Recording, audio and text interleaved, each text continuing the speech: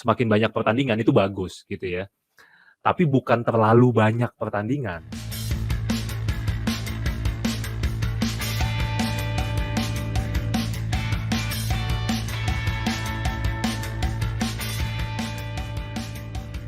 Ketemu lagi di Setpiece Football Podcast. Masih bersama gue Reza. Seperti biasa, kita akan mengulas berbagai hal dari dunia sepak bola dengan perspektif yang berbeda. Dan hari ini kita akan bicara tentang apa yang dinamakan UEFA Nations League. So, tonton videonya sampai habis. Ya, jadi UEFA Nations League ini barang apa lagi ya? Jadi ini kalau dari namanya kan Liga Bangsa-Bangsa Eropa nih. Nah, tapi berbeda memang dengan kalau kita kenal biasanya kita familiar di bola itu Euro ya, Piala Eropa. Nah, UEFA Nations League ini adalah kompetisi yang baru diprakarsai oleh UEFA, baru berlangsung sekali ya, ini kali kedua berlangsung. Itu jarak kompetisinya 2 tahunan, ini melibatkan negara-negara di Eropa dan modelnya liga ya. Jadi memang idenya apa sih UEFA Nations League ini, kenapa dibikin? Jadi nalarnya UEFA, mereka mau menggantikan, biasanya kalau kita tahu di jeda-jeda kompetisi Liga Eropa itu kan ada friendly match ya, pertandingan persahabatan. Mereka mau menggantikan itu dengan sesuatu yang lebih katanya yang lebih berkualitas ya, sehingga tujuan dari diadakannya Liga UEFA Nations League ini adalah yang pertama itu meningkatkan kualitas tim nasional itu sendiri di Eropa ya. Kemudian mengganti friendly match ini dengan sesuatu yang lebih berbobot. Jadi katanya niatnya UEFA begitu awalnya. Di mana friendly match sebelumnya kan ini ya, masing-masing. Nah, ini benar-benar diagendakan akhirnya 55 negara itu kumpul dalam liga yang formatnya tahunan. Bukan seperti turnamen misalkan Piala Eropa atau Piala Dunia itu kan biasanya 1 bulan ya. Ini dia tetap berlangsung 1 tahun di sela-sela pertandingan liga domestik atau misalkan kualifikasi Piala Dunia, kualifikasi Piala Eropa, ini tetap dimasukkan ada dalam agenda. Jadi istilahnya ini meresmikan friendly match gitu ya. Ya, jadi bayangkan sepanjang tahun ini terus ada, dan ini berlangsung setiap 2 tahun. Artinya teman-teman saya bisa bayangin, setiap 4 tahun kita punya Piala Eropa, kita punya Copa America, punya Piala Dunia, dan setiap 2 tahun nanti akan ada UEFA Nations League. Tapi memang banyak banyak suuzon ya, banyak suuzon daripada pelaku bola kalau memang ini adalah salah satu caranya UEFA ya untuk meraup keuntungan besar. Jadi UEFA Nations League ini baru berlangsung sekali di 2019 yang juara Portugal ya, mengalahkan Belanda. Ya, kalau dibilang penting nggak penting, jadi kompetisi ini ya, yang berkecimpung di kompetisi ini banyak. Ada 55 negara bro. Jadi coba saya bisa bayangin, ini dibagi ke dalam 4 kasta, itu ada Liga A, Liga B, Liga C, Liga D ya di liga ini. Dan Liga A itu biasanya negara-negara top Eropa yang koefisiennya tinggi, kayak Spanyol, Italia, Jerman, dan yang lain-lain, sampai ke kasta D. Jadi jumlah pertandingannya juga sangat banyak. Tapi kalau kita lihat dari niatnya UEFA yang tadi tuh, yang mau meningkatkan kualitas tim nasional, mau mengganti friendly match, gue pengen ajak teman-teman setpiecer bayangin dengan kompetisi di Eropa yang sudah padat ya, misalkan di Serie A, di IPL, di La Liga ya. Nah, biasanya di jeda-jeda kompetisi itu kan akan diisi oleh akan ada kualifikasi event tertentu, misalnya kualifikasi Piala Eropa atau kualifikasi Piala Dunia, atau bahkan ada Liga Eropa yang main di midweek, dan ada juga Liga Champion di sana, ada piala domestik, misalnya Piala FA, ada Team Cup ya di Italia. Jadi bayangkan dengan masuknya Nations League ini, tentu jadwal pertandingan makin padat. Nah, terus kalau teman-teman tanya, lu bagus dong, jadi semakin padat ya, kita jadi semakin banyak nonton bola, jadi semakin banyak kita dapat suguhan-suguhan pertandingan. Oke, di situ mungkin kita bisa lihat kalau sebenarnya dengan jadwal-jadwal yang padat ini ya, coba teman-teman bayangin, contohnya gue kasih contoh di IPL lah ya, di IPL ketika sudah masuk jalan turnamen Liga Inggris, kemudian ada Piala FA, ada Piala Liga, ditambah Liga Champion, Liga Eropa. plus UEFA Nations League. Itu satu pemain di tim top Inggris tuh bisa main 7 kali dalam 20-an hari ya. Artinya bisa setiap 2 hari mereka main. Coba bayangkan fisiknya seperti apa. Ya udah nggak ada waktu istirahat lagi buat pemain-pemain profesional. Mau di IPL, Serie A, di La Liga, di mana-mana udah nggak ada lagi pemain bola yang bisa tidur siang di hari tengah pekan gitu. Udah nggak ada. Jadi kalau menurut gua liga ini sih sebenarnya akan menghabiskan fisik stamina dari pemain-pemain bola, terutama yang main di Liga Eropa yang memang jadwalnya dan pressure-nya padat nih ya. Efeknya kalau mereka sudah main terlalu banyak maka akan ada cedera. Nah, cedera ini bisa berimbas satu ke klubnya, satu ke negaranya sendiri. Sehingga ketika mereka diharapkan main misalkan di kualifikasi Piala Dunia atau Piala Eropa yang benar-benar adalah the real turnamennya, mereka kedodoran nih, mereka kecapean. Jadi menurut gue satu efeknya sebenarnya dari stamina, dari fisik pemain ini akan jor-joran. Nah, terus kenapa kalau ditanya nih, terus kenapa liga ini tetap diadain sih gitu ya, tetap dipaksa diadakan? Sebuah turnamen, sebuah event pasti ada hadiah ya, pasti ada sponsor, ada hak siar, dan ini juga jumlahnya besar. Ini dibagikan juga ke negara-negara yang main berdasarkan liganya masing-masing. Liga A dapat sekian, Liga B dapat sekian. Nah, ini tentunya menarik juga buat tim nasional masing-masing, sehingga yang dijadikan sapi perahnya adalah pemain. Tapi kalau menurut gua sih jangan sampai ini jadi bumerang ya. Kenapa bumerang? Karena artinya nanti tiap timnas mau sungguh-sungguh memenangkan pertandingan di sini. Jadi ini bukan sekedar lagi friendly match, bukan lagi sekedar pertandingan persahabatan yang di-upgrade, tapi jadi semacam event, ajang buat dapat hadiah juga. Sehingga mati-matian. Dan akhirnya di real turnamennya mereka fokusnya kepecah. Jadi kalau menurut gua, kalau dilihat penting atau nggak penting ya, sebenarnya kita coba lihat lagi positif negatifnya, mana yang lebih banyak membawa manfaat atau justru membawa cilaka nih. Semakin banyak pertandingan itu bagus gitu ya.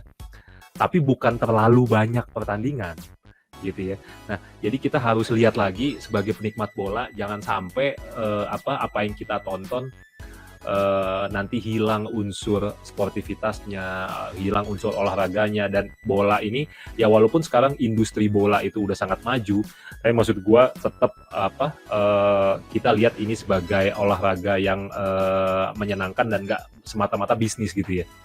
Nggak terlalu dibuat-buat. Jadi sport is sport gitu ya. Nggak terlalu dieksploitasi itu ya. Karena tentu kita harapkan bahwa si pemain ini dalam performan yang bagus ketika mereka memang main di turnamen yang sebenarnya gitu ya, dan balik ke klub masing-masing dalam keadaan yang sehat, bukan dalam cedera gitu ya. Dan sekarang UEFA Nations League itu di edisi yang kedua itu sudah sampai ke babak semifinal, di mana akan terjadi duel antara 4 tim kaliber atas lah ya. Ada Italia di sana, ada Spanyol, ada Belgia, dan ada Prancis. Duel nggak penting ini antara Italia melawan Spanyol di UEFA Nations League, gitu ya. Kenapa gue sebut nggak penting? Karena ya UEFA Nations League ini menurut gue bukan kompetisi yang layak diperebutkan sebenarnya ya. So duel ini akan berlangsung seru ya, tapi kurang penting gitu ya. Ini kan ulangan dari semifinal di Euro 2020 yang kemarin. Rasanya masih di tahun yang sama, kita lihat Italia dan Spanyol ketemu lagi. Kita tahu Italia akhirnya menang lewat drama adu penalti kemarin di Euro 2020. Tapi bagi teman-teman yang nonton pasti lihat bagaimana Spanyol itu adalah salah satu tim terbaik sebenarnya di Euro 2020. Di mana Italia rasanya sepanjang turnamen paling kesusahan lawan Spanyol. Bahkan lebih mudah lawan Inggris dan Belgia ya daripada Spanyol. Ya, jadi memang Italia ini kenapa bisa lolos ke semifinal, karena dia memuncaki klasemen grup A1 ya. Mereka 3 kali menang, 3 kali imbang tanpa kekalahan dari 6 laga ya. Seperti kita tahu, Italia sudah puluhan laga tidak terkalahkan. Nah, di babak semifinal ketemu Spanyol yang juga memuncaki klasemen grup A4. Bedanya Spanyol pernah mengalami 1 kekalahan di UEFA Nations League kali ini. Tapi yang perlu dipoin adalah salah satu kemenangan Spanyol waktu mereka ngebantai Jerman 6-0 di UEFA Nations League ini ya. Semifinal UEFA Nations League kali ini itu akan berpusat di Italia, baik di semifinal, perebutan tempat ketiga maupun di final. Kenapa? Karena memang si UEFA itu selalu memilih tuan rumah tunggal untuk babak akhir nih. Nah, kenapa Italia yang terpilih? Karena Belanda dan Polandia sebagai tim yang mengajukan juga itu sudah tidak masuk di semifinal. Sehingga besok partai pertama antara Italia melawan Spanyol akan berlangsung di Giuseppe Meazza ya, di San Siro di Milan, markasnya Milan dan Inter. Sehingga ini jadi keunggulan buat Italia ya. Apalagi kalau mereka lolos, mereka akan main tetap di stadion yang sama di babak final gitu. Di partai lainnya juga sebenarnya Belgia lawan Prancis itu juga main di Allianz Stadium, di stadionnya Juventus, sehingga memang ini adalah peluang ya buat Italia untuk melanjutkan momentumnya setelah Euro 2020. Dan bagi gua, UEFA Nations League ini bukan untuk juara-juaraan, tapi siapapun yang menang ini akan nambah PD, nambah modal percaya diri untuk masuk di Piala Dunia 2022. Buat gue itu poinnya, UEFA Nations League ini. Kalau kita lihat head to head antara Italia melawan Spanyol dalam 5 pertandingan terakhir itu cukup imbang ya, bahwa di mana Italia menang 2 kali, Spanyol menang 2 kali dan sekali draw. Nah, menariknya di UEFA Nations League ini di semifinal dan final akan digunakan juga VAR ya, di mana kita tahu bahkan di kualifikasi Piala Dunia aja ini belum dipakai ya. Nah, tapi ini akan muncul nanti di UEFA Nations League. Yes, di pertandingan ini Italia kita masih ingat betul lah skuad Italia di Euro 2020 kemarin. Nah, beberapa memang akan absen karena cedera ya, seperti Spinazzola, Florenzi, Toloi, Castrovilli, Belotti, dan terakhir kabarnya Immobile juga dan Pessina juga nggak bisa main karena cedera. Menariknya akan ada beberapa pemain baru. Yang pertama yaitu gelandangnya Roma ya, yang lagi AS Roma ini kan tim yang lagi naik daun di bawah Jose Mourinho. Ada Lorenzo Pellegrini ya, yang akan dapat kepercayaan. Sebenarnya di Euro 2020 yang lalu dia itu juga dipanggil, tapi akhirnya gagal main karena cedera ya. Selain itu ada juga dari Internazionale Milan itu Federico Di Marco ya, sayap kirinya sudah mulai tampil konsisten, akhirnya dipanggil Mancini di laga ini. Dan ada juga Moiskin dari Juventus, strikernya Juventus, untuk menggantikan Immobile ya, yang cedera. Nah, menariknya setelah sekian lama tidak ada pemain AC Milan di timnas Italia, untuk saat ini dipanggil oleh Mancini duo Sandro Tonali dan Davide Calabria ya. Sementara Spanyol, kalau kita lihat Spanyol itu nggak pernah kita bisa pinggirkan lah ya.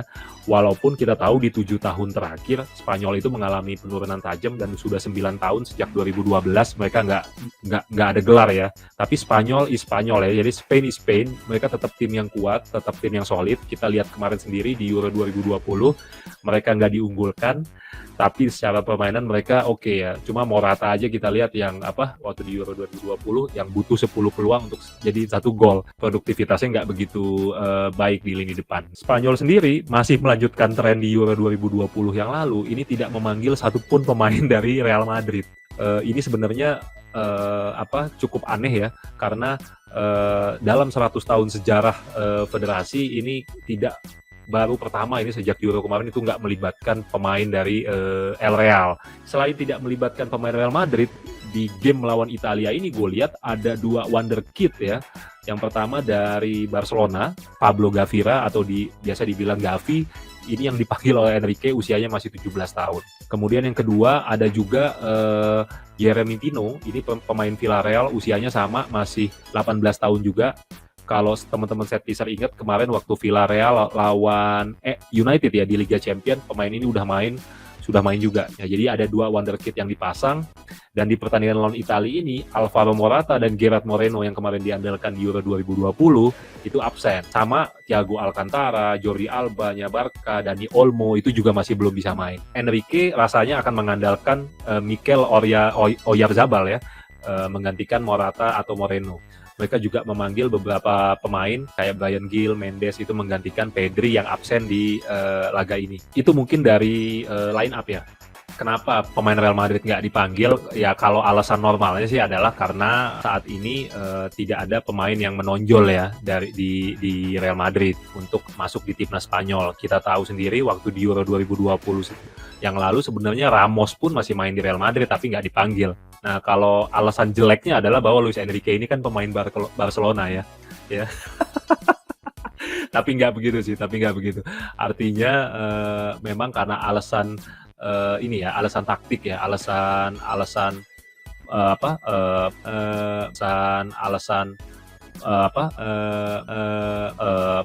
permainan ya belum ada. Dan Real Madrid sendiri sekarang memang lagi menurun ya. Kita tahu kemarin di Champions kalah, di Liga pun setelahnya kalah gitu ya. Jadi belum ada pemain yang dipanggil masuk timnas. Ya, menariknya dengan nggak hadirnya Andrea Belotti dan Ciro Immobile, kita tahu bahwa dua pemain Italia ini merupakan striker tunggal ya, yang biasa dipasang di depan. Memang benar-benar striker nomor 9. Walaupun di Euro kemarin dua-duanya kurang efektif, tapi biasanya memang Mancini mengandalkan salah satu dari mereka di depan. Nah, dengan nggak hadirnya si Belotti dan Immobile ini, menarik kita lihat apakah Mancini nanti akan menurunkan Moiskin ya di Juventus atau Raspadori ya, pemain Sassuolo, pemain muda Sassuolo akan jadi pilihan. Nah, tapi rasanya kalau melihat dari performance Enrico Chiesa di Juventus dalam beberapa minggu terakhir, ini rasanya mungkin Chiesa yang akan dijadikan ujung tombak. Nanti mungkin Italia tetap akan main dengan 4-3-3. Di depan kalau biasanya itu salah satunya adalah Immobile atau Belotti, mungkin akan digantikan oleh Chiesa ya. Jadi mungkin di kiri ada Berardi, di kanan ada Insigne, kemudian ada Chiesa ya. Atau sebaliknya, karena wing mereka biasanya bisa tukar-tukaran gitu ya. Nah, 4-3-3 ini formasi tetap yang diandalkan oleh Mancini. Di mana di tengahnya yang paling ngeri sebenarnya karena ada Jorginho, Barella, dan Verratti ya. Lini tengahnya berkelas. Sementara kalau lini belakang kita nggak usah obrolin lagi, karena kita udah lihat bahwa lini belakang Italia itu makin tua makin jadi ya. Paling nggak untuk 1 tahun inilah. Kalau tahun depan mungkin Bonucci, Chiellini udah bisa kita lewatin. Tapi kemarin kalau teman-teman saya bisa lihat di Euro ya, usia kayaknya nggak jadi penghalang tuh buat mereka gitu ya. Jadi di belakang masih ada Donnarumma, Bonucci, Chiellini, kemudian ada Di Lorenzo di kiri, di kanan, dan ada Emerson di kiri. Jadi kalau di lini belakang rasanya nggak khawatir lah. Di lini tengah juga mungkin gue lihat di depan, tapi dengan eksplosifnya Chiesa sekarang rasanya nggak masalah juga sih. Mancini tetap akan bisa menampilkan mengimplementasikan formasi ini dengan baik di pemain-pemain yang tersedia saat ini. Nah, sementara kalau kita lihat Spanyol ya, yang menarik di Spanyol itu mereka menurunkan sama dengan 4-3-3 juga. Nah, di depan biasanya ada Morata dan Moreno gitu ya. Kalau set bisa ingat waktu lawan Italia di semifinal Euro, mereka kan main tanpa striker di depan 3. Jadi mereka pakai namanya false nine ya. Gelandangnya semua jadi bisa jadi striker. Jadi tanpa striker sama sekali gitu ya. Dan rasanya ketidakhadiran Morata, Moreno, ini rasanya nggak jadi isu juga, karena mungkin dengan kalau mereka main 4-3-3, nanti di depan akan ada Ferran Torres yang sudah terbiasa sebagai false nine di Manchester City, kemudian ada Fornal sama Oyarzabal ya. Jadi 4-3-3-nya murni tanpa penyerang, main dengan model false nine ya. Walaupun sewaktu-waktu nanti bisa masuk striker nomor 9-nya kalau memang diperlukan. Nah, tapi ini nggak masalah karena kita pernah tahu bahwa Spanyol sebelumnya di laga-laga internasional memang bermain tanpa striker dan pernah menang 4-0, 2-0 ya. 4-0 kalau nggak salah lawan Georgia ya.